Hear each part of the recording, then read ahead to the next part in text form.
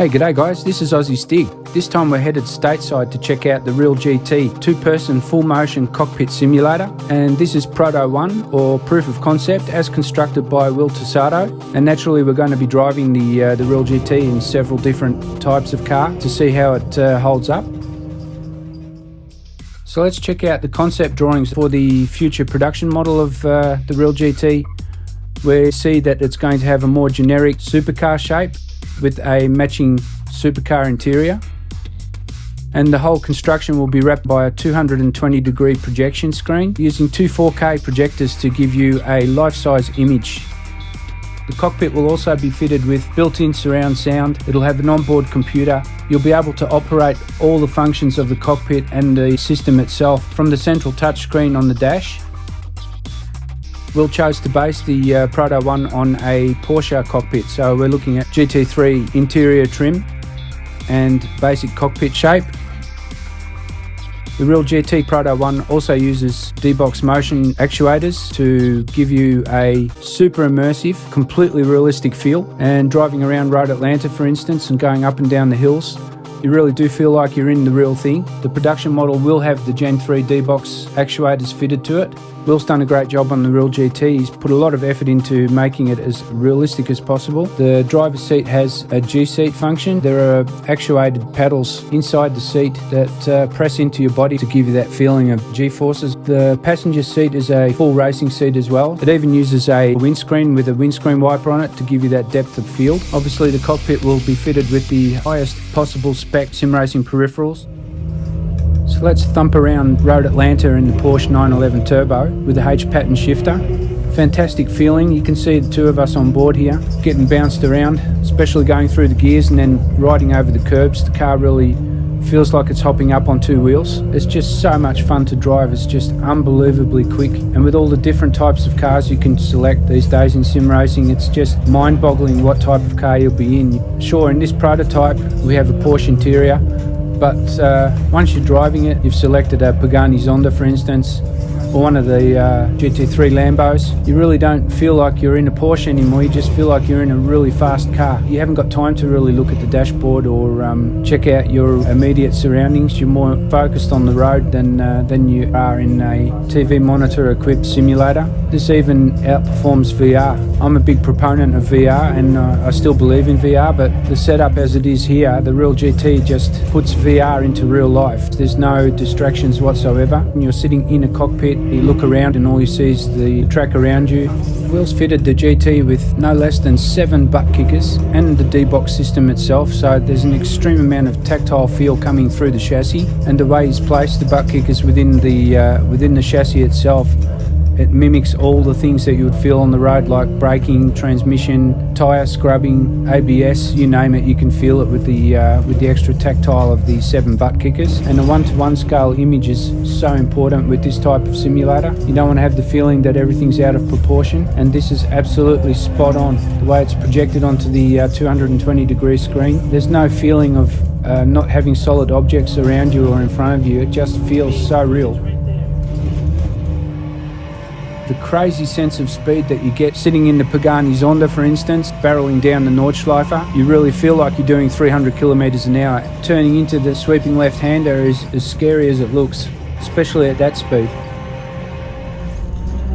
Same can be said for going down Conrod Straight at Bathurst. Here you can see the GoPro footage that I made. The perspective that you get, the sense of speed is unreal, and the concentration level that you have to have is extremely high, and you are supremely focused on driving as quick as you can, almost like being in a real car.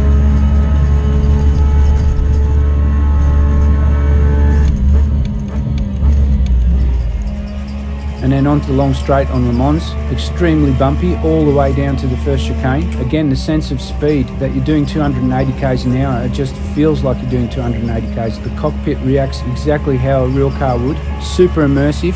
It truly feels like you're in a real car.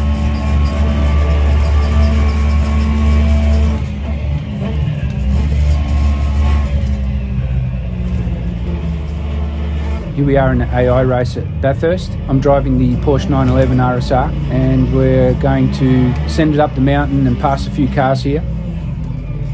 Wil's done an impressive job on getting his projection warping correct, so when you look through the windscreen or out the side windows, it's exactly how you would see it in real life, and everything is scaled 1:1. And because it wraps around 220 degrees, it actually goes beyond your peripheral vision, which gives you such a great sense of speed. It's unbelievable. You really have to be in the cockpit to experience how fast that actually is. It's more or less real life VR without a VR headset.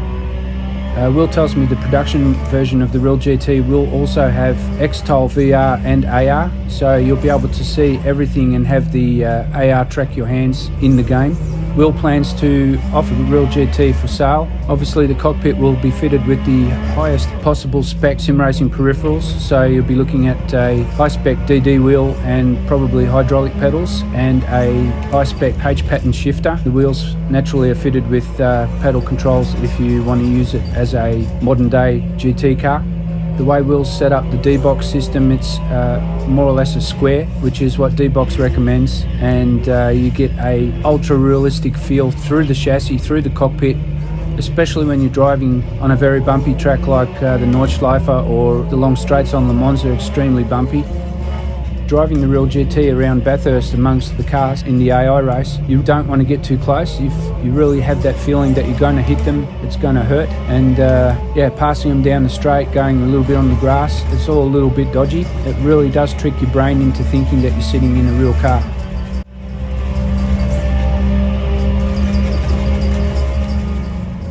And this is some onboard video matched to the GoPro. The onboard video gives you an idea of how the chassis handles the Nordschleife, and the GoPro gives you an idea of actually how bumpy the Nordschleife is. Super cool to drive around there in a H-pattern gearbox. The simulator replicates the feeling of the road so well, and his little slogan at the bottom of the logo where it says "as real as it gets," that's pretty much it with this prototype. It does feel extremely real, and I can attest to that. This is the best two-person simulator I've ever driven. Actually, in the Zonda at this point you do get some air. The front wheels have come off the ground and it really feels like it. Because it uses multi-projection and also the possibility of adding VR or AR to the system, you can actually drive any car, so you don't have to be confined to a tin top. You can also drive open top cars with the aid of the AR and VR X-Tol HMD. I didn't actually get the opportunity to try that while I was at Wil's place. I was too busy having fun with all the different cars we were driving. He tells me the RealGT will be available as a VR only chassis, which allows for a VR platform to implement augmented reality using the X-Tol 8K head-mounted display, which is actually military grade. Gives you the widest field of view, and you'll have total control over the real-world controls in your cockpit, which is pretty cool. During our visit with Wil Tosado, he told us he plans to offer the RealGT for sale to privateers, companies, racing companies, sim racing centres. It would suit any one of those applications. It's that good. It has so many unique features, things that you don't see in any type of simulator, especially the concept of controlling the whole simulator from a one touchscreen panel within the cockpit, which is a great idea. That will be a real time saver for the driver. You don't have to hop in and out of the cockpit, especially when you're strapped in a harness like this one has.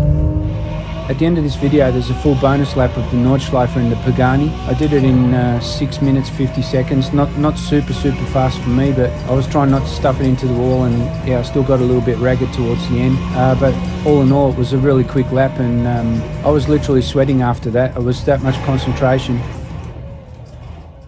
And my final thoughts, essentially this is a first look at Wil's Proto 1 proof of concept RealGT cockpit. It has everything. It's got the surround sound, it's got the feedback from the car, the way he's tuned the system. It's all working as one cohesive unit. The RealGT has the potential to be one of the best simulators in the world.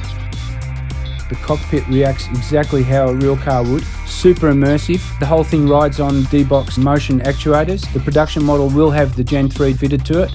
The RealGT Proto 1 as a proof of concept is well and truly proven with the work that Wil's done. It's uncanny how realistic it is. It's so immersive. It does fool you into a sense of being in the real thing. Plans Wil has for the future production model of this cockpit will just blow everyone's mind. Wil's created, without doubt, one of the best simulators I've ever driven. So I hope you enjoyed this video, and please stay tuned for more to come from AussieStig. A really big thanks to Wil Tosado, the creator and CEO of RealGT, for his hospitality there in the US and for allowing us to test his Proto 1 of the RealGT. It was definitely a privilege to sit in it, and it was so much fun to drive.